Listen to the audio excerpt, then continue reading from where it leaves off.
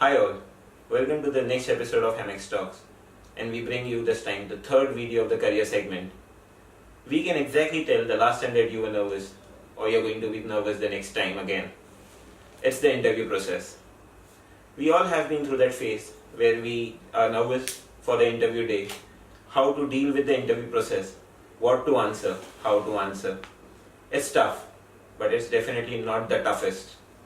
We'll help you out today on how to deal with the questions that are put across in the interview segment.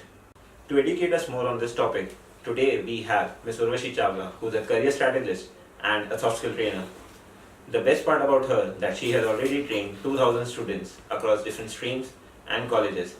She also trains students for interviews for IIMs and other colleges. She has her own venture called as Personal Excellency, which deals with career enhancement training programs for students, making them ready for the career tomorrow. Let's welcome her. Hi Urvashi.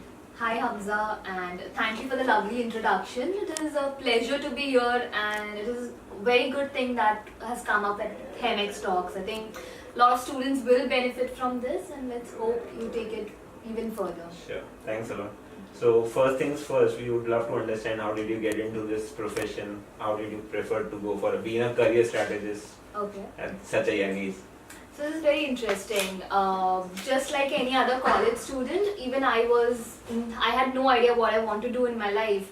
I just knew that I'm ambitious and I want something out of my life, but I could define what is something. So initially I was doing engineering, and then I got a placement. I worked there for a month, and then my result was announced. I got a KT, because of which I lost my job. So it was that time that I was very under kind of a depression kind of thing, because it was my first KT, I lost my job and all of that. And that moment I took it as a self-reflection moment. So I tried to understand what is it that I want from my life, what is it that I can make as my career, why am I sad about losing a job that I didn't want in first place. So it started with that. I had read a lot of books, and with a lot of self-introspection and all of that. My idea of career is not going with something that you're good at. Skills can always be learned. It is the idea that you believe in, and then you make it happen. So my idea was to build, so all the problems that I faced while coming into the corporate world should not be faced by college students. Once they complete the graduation, they are in a new world, and for 2-3 years they're just trying to figure out this new world. Okay. So what if we can skip that moment and train all of this in the college itself? They'll have more time to build their career. That was the idea that I believed in, and that is why I became a career. And that's really wonderful of you to move into this such a noble cause activity and making it as your full-time profession. Yes. So since we are here today to understand how the interview process is important and how one should deal with it, then interview hacks, I would say. Yes. So the first question that comes to my mind is how one should greet themselves as they enter the interview room to the panelists. Yes. So greeting starts right from the moment that you enter the room. So it starts with the way you knock, then the way you walk, the way you sit. And then when you have to greet, if you are comfortable, you can go with handshake. But if you're not, don't force yourself to go for a handshake, because then it will reflect back. Okay, you're going to have a wrong handshake, and that doesn't sound good. So least you can do is smile and just say good morning, good afternoon, whatever it is, and just ask for the permission and sit. Okay. So basically, if a person is feeling nervous, they should not prefer to go and have a handshake with the panelist, because that might create an impression that the person is nervous and is not confident enough. Yes. But a smile would do great things. So just smile and be relaxed. Okay. So is it necessary for those candidates to ask for permission to sit down, or they should definitely go ahead and sit directly? I think ideally it shows good manners if you ask for the permission before you sit, but it shouldn't sound very pretentious as well. So maybe not just ask with words, you can just, with your body language, just ask, may I sit? Okay. So the first verbal interaction that comes into picture then is the introduction part, where the panelist asks you to introduce yourself or just walk through this resume. Yes. What is the approach that a candidate can take up in that case? Yes. So tell me something about yourself, and that's the very difficult question that a lot of students find. The thing here is, a lot of times students try a lot about their academics. So they go like, I've completed my graduation, I did my graduation in this, I'm doing this from so and so college. So you're wasting 3 sentences just to say that what your academic qualifications are. So this is something that the interviewer already knows. Right. So just finish it off in a line that I've completed my graduation, this is this, with specialization in this subject in this college. And then the major concentration should be on why do you want this job.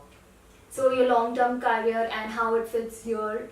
Okay. How So the job it should have been in more narrative way, like a storytelling. Storytelling, yes, it has to be for storytelling. Okay. That why are you doing this? And you can also add a little about your extracurricular activities, which will show the qualities that you possess. Okay. So throughout the answer, you want to highlight one quality about you. So it could be that you've always been a curious learner, or you have taken up responsibilities even when you had no idea how to do it. So one quality to highlight and how that fits in the job that you're applying to, because these are the things that an interviewer cares about the most. Okay. So apart from the verbal communication, there's the body language and the posture that is very much important, I believe. Mm-hmm. So what is the right way to sit or be having a good posture be? Yes, so a good posture is not too rigid. First of all, like you don't go there and sit like that. It has to be very relaxed. Your back has to be straight. That is very important, right? Because you can lean forward a little, and a lot of people are confused with where you put my hands. Correct. Yes, so instead of keeping it under the desk, I would suggest keep it on the table and use it a little bit. Don't just yahin pe rakh ke haath, you don't have to speak, right? Yeah. You can use it a little bit, but again not too much. Okay. So at times students or the candidates, what they do is they keep their hands on the lap directly itself and not under, it's probably not under the table and not on the table as well. So it's on the lap. So I believe that is also not a right posture to be sitting in. Yes, that's not a right posture, but if you're really very nervous and you know that you cannot control your hand, then you can go with that. Okay. Because if you know that you're going to overuse your hand, or your hands will start to shake, a lot of people have that kind of fear. So that time it is okay, but a better posture is to keep it on the table because your hands should show. Okay, nice. And the third thing that what comes up to my mind is the clothing as part, the appropriate clothing what is being considered for the interview. Yes, so appropriate clothing is of course formals. Yeah.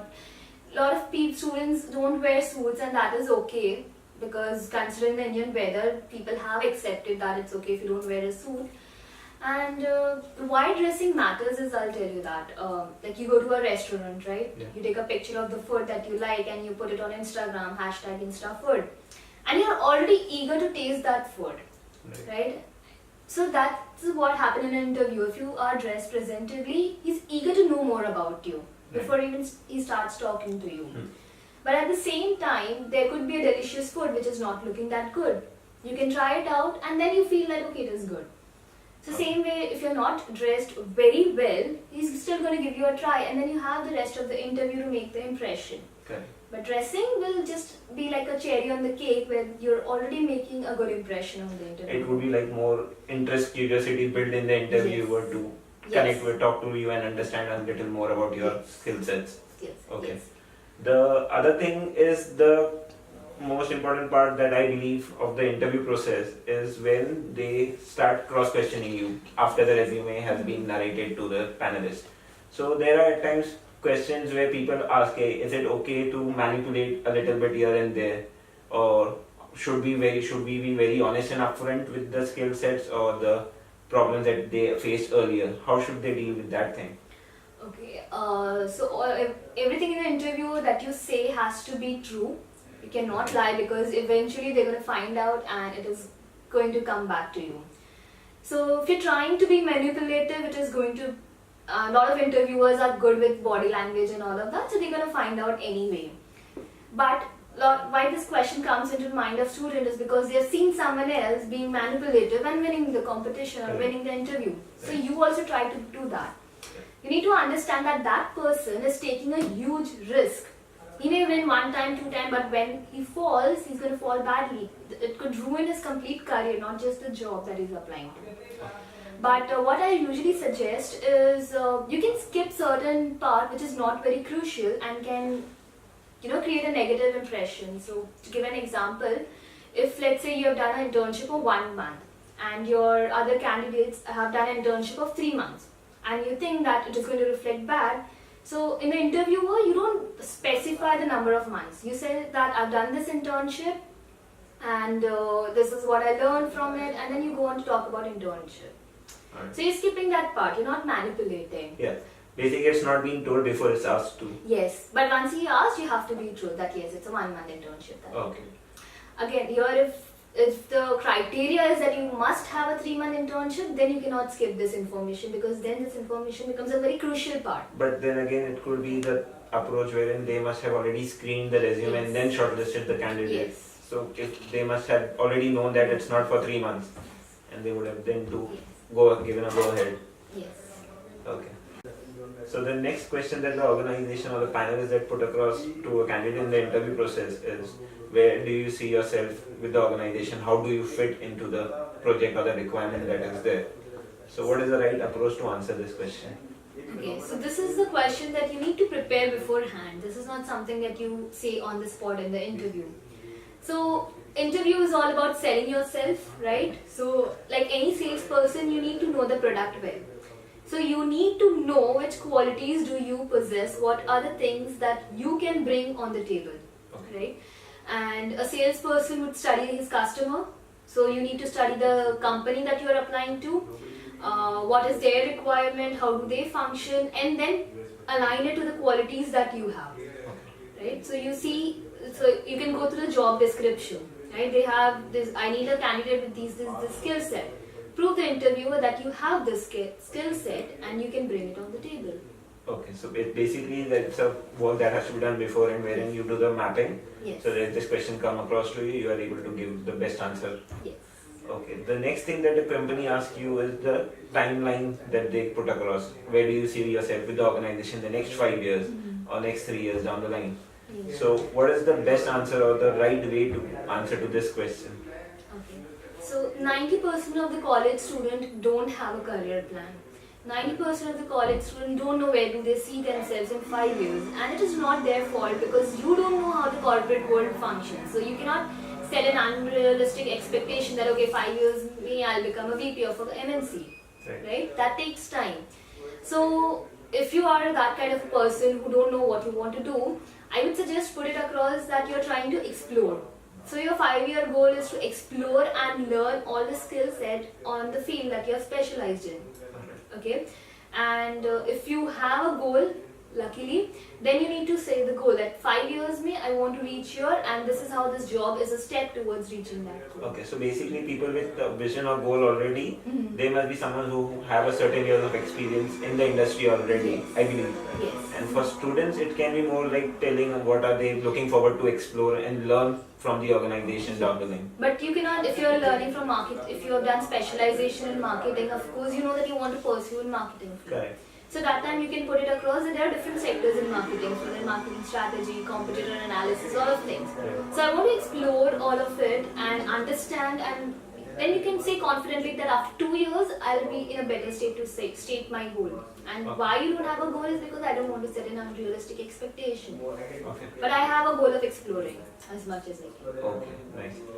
Another question that panelists usually have, which is a concern to the panelists as well, like for how long will the candidate stay back with the organization? Yes. Is it for a short-term period or a long-term period? So they usually put across the question, how long do you prefer to be with the organization, or why this company?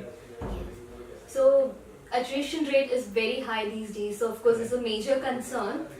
And so you need to understand that this is based on research that any employee leaves a company only when he's unhappy with the work culture or the work given to him. And any employee takes the new job only because of the salary. Right? So you leaving a job is when you're unhappy with the work or the work environment, or when you get a better offer. So you need to give him the justification for both. You cannot say that okay, even if I get a better offer I won't take a job, because that is again you're lying, right? So you need to say that if I'm unhappy with the work or this, I'm going to consult your HR and I'm sure they will be there to solve my issues.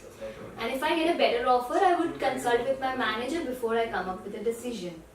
So they know that this person won't just leave the organization, he will first consult with us, and then if we want him to stay back, we will have to find a way to make him stay. Basically, So it is, yeah. yes, it becomes on, the ball goes in their court. Okay, so it all depends on how you drive that question. Yes. It's more like that you are trying to convince them that we are willing to be a part of the organization, but it all depends on the situation at that moment of the Yes. time, that how we deal with it. Alright, so the next thing that the panelists put across is, why do you want this job? For a fresher to answer this question is a very tricky situation, I would say. Yes. So, So why should we hire you is comparatively easy, because you're telling them I'll give you this all. Why do you want this job should be easier, because this is about what can you get from the job. correct. So it is about what all can you learn, more about why this company. Okay. So you can research about the company and don't just say that it is a big four company, so I would want to work here, right? Something about the company that that shows that you're really excited to work in this work culture, or like for Amazon, you can say they follow the leadership principle, or I'm really intrigued how they are the most customer-centric company. Something about the company that this is what excites me to work over here, and here how it will fit in my long-term career goal. I want to reach here, and this job will help me to reach there. Okay. So two things combined, how this is going to help me to reach to the next step, and what is it about the company that I like the most. Okay. So along with these things being covered, is it necessary to talk about the importance of the brand value that the company already holds, or should we avoid on that part? It could be added as a point where you say why this company. But like I said, don't just say that it is a big four company. You're just praising the company, Okay. right? How does that excites you, or is Helps you grow in the career, helps basically. you grow in the career, right? Okay.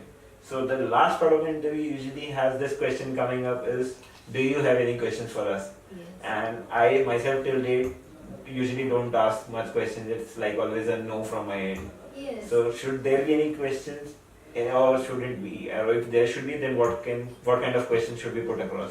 Okay. So here a lot of students, what they do is prepare the list of questions that they want to ask. Okay, they search the internet and find few questions to ask.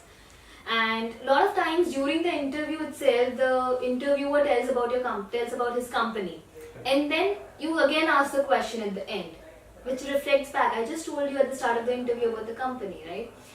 So here it is not compulsory to ask a question at all.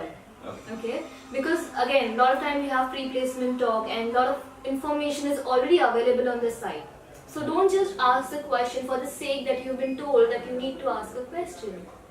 Okay? Questions can come up when you are researching about the company and you can't find certain data. That time you can ask a question, or you can imagine yourself working in that company. Okay, if I work in that company, do I have to use this software?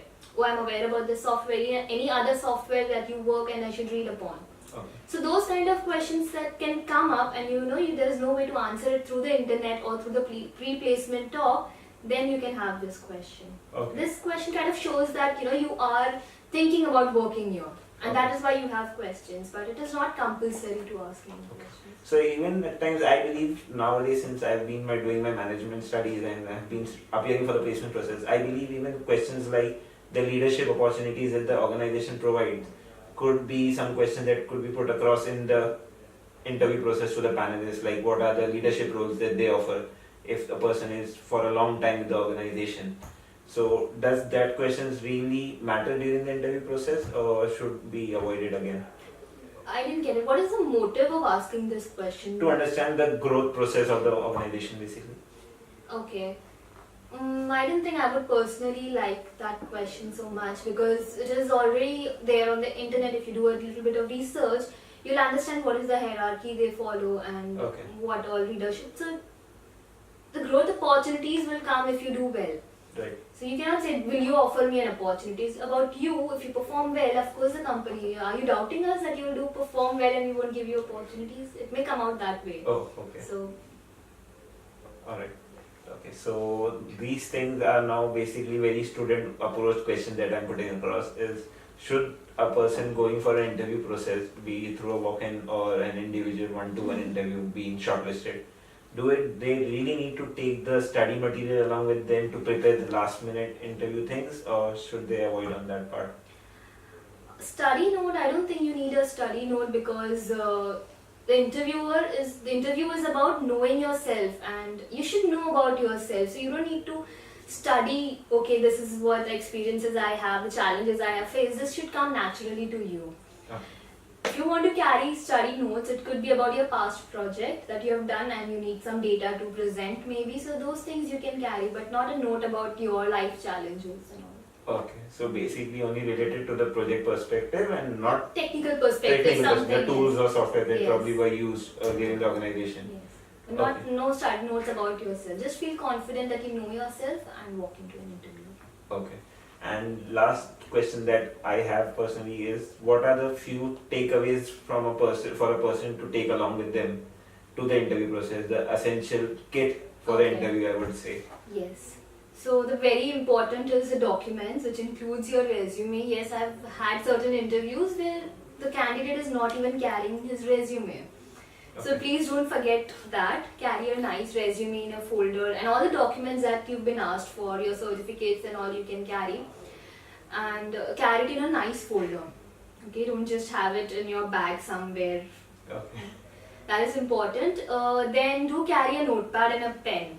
So you may think that you are very tech savvy and you know who uses a notepad, but there is a high chance that you will require that. So a notepad and a pen, and also make sure that the pen is in working condition. Okay. Okay, you don't want to do before you have to sign a document or something. It should be a good pen. Then I usually carry a thank you note for my meetings. So it's a handwritten note. You can even get it printed, and I think it should work for an interview as well. You give them a thank you note for taking out time, and it reflects good. It's just an added advantage that shows the kind of person you are. I think that's it. And then you can carry certain things for personal grooming, your comb, perfume, breath mints, whatever you need. Prepare a checklist based on your personal things that you need to carry. Also make sure that you have the address of for the non-campus placement. So that's not something to carry, but that is something that you should have in your checklist. Okay. Just to be aware what the right location is to be on time for the interview. Okay. And this one question that recently clicked me up right away is the feedback thing. So many a times it is said to students that you can ask for a feedback once your interview is over. So is it the right way to do? Like asking for how did I perform in the interview, or what is your feedback to improve for the future interviews? Okay, now this is how you perceive your interviewer as. If you think that he is very friendly and usually people who are old are very friendly and they would love to give feedback. But if I'm the person who's interviewing you and if you ask me this question, it may reflect that you're not a confident person. Okay. That you were not sure how your interview was. Okay. So it is something that you can reflect on after your interview and see how well did you perform. But again, if the interviewer is very friendly and you build that relationship where you have shifted from completely formal to a bit of informal side, then you can ask this question more like you're asking for a mentorship kind of a thing. Okay. Cool. Great. So it was quite a good amount of information that you have shared with us today, and we thank you for that. Just the last takeaway we would like to request you is the essential tip that you would like to give for the viewers out there. Okay. So I think the essential tips would be, first of all, to be conscious of what you are saying, what you are doing. Don't keep wandering off, okay, what was the next question, what was I supposed to say. Just be in the moment, be in the present and have that pleasant look on your face. Then you can, be candid as well. Don't make your interview sound way too methodical. Okay, this is what I've prepared, this is what I'll say. Just have a conversation tone. Be candid and don't drag the conversation as well. So these 3 tips I think should be enough to, crack any interview that you want. Great. Thanks a lot, Urvashi, for coming down for this interview and guiding the viewers and us with such wonderful insights to prepare for the next interviews in our career phase. Thanks a lot. Thank you. It was my pleasure to get a chance to interact with so many people through this video. So it was a pleasure. Thank you. So if you liked Urvashi's tips and tricks today she shared, we have attached all her information in the description box below. You can visit her account and do get in touch with her. And also, not to forget the 91 Springboard team. A big shout out to them for sponsoring this space and letting this video a successful one. Leave a like, share or comment on this video. For more such interesting videos, subscribe to our channel. Bye.